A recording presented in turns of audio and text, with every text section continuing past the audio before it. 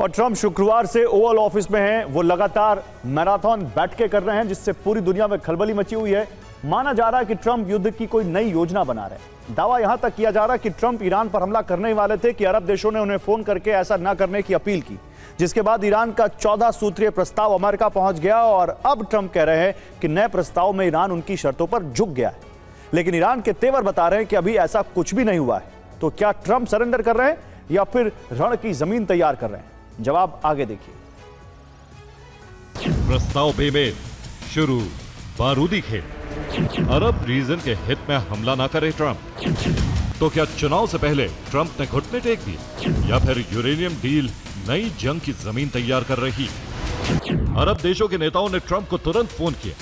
ये phone Trump के युद्ध के फैसले को टालने के लिए किया गया। उन्होंने ट्रुथ सोशल पर लिखा कि मैं व्हाइट हाउस के ओवल ऑफिस में हूं।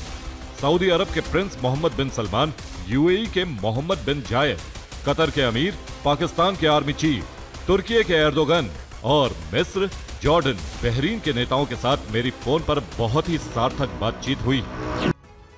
और ट्रंप हमला इसलिए करना चाहते थे ताकि संवर्धित यूरेनियम पर ईरान को बैकफुट पर लाए, इसलिए हमला परमाणु ढांचे पर ही होता। और इस हमले के पीछे मकसद बताया जाता ईरान को परमाणु हथियार बनाने से रोकना। इन्हीं हमलों के जरिए वो ईरान को शर्तों पर झुकाने की कोशिश करते। और इसके अलावा ट्रंप अगर हमला करते तो हॉर्मुज पर नियंत्रण के लिए PGSA का अस्तित्व खत्म करने की कोशिश होती। यानी अब हॉर्मुज के तेल सप्लाई रूट पर नियंत्रण की जंग होती, यानी ईरान को बलपूर्वक झुकाना उनका मकसद होता। इससे ट्रंप अरब में सहयोगियों को सुरक्षा की गारंटी देने की कोशिश करते।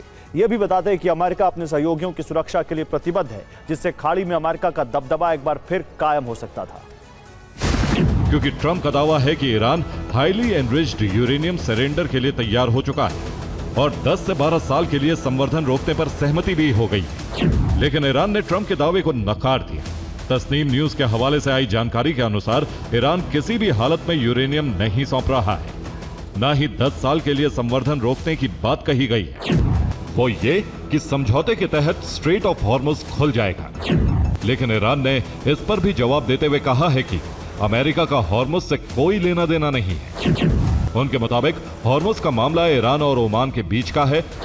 हॉर्मुज पर ईरान का नियंत्रण कायम रहेगा और हॉर्मुज से गुजरने वाले जहाजों को टोल देना पड़ेगा।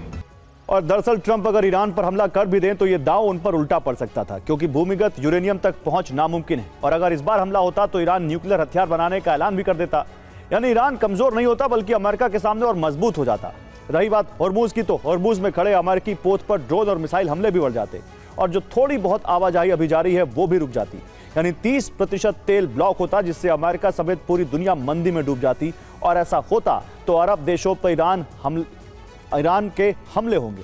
रूस और चीन का बैकडोर सपोर्ट भी ईरान को मिलता और आशंका है कि बहुध्रुवीय युद्ध की शुरुआत भी हो जाती। दावे के तहत मसौदे में 60 दिनों का अस्थायी युद्ध विराम शामिल और इन्हीं दिनों में अमेरिका अपनी नाकाबंदी हटाएगा। ईरान की $25 अरब की जब्त संपत्ति रिलीज करेगा। इसी दौरान स्ट्रेट ऑफ हॉर्मुज में बिछी बारूदी सुरंगें हटाई जाएंगी। उनके मुताबिक ईरान आखिरी पल तक हिजबुल्लाह का समर्थन करेगा। किसी भी समझौते के साथ लेबनान युद्ध विराम को जोड़ना पहली शर्त।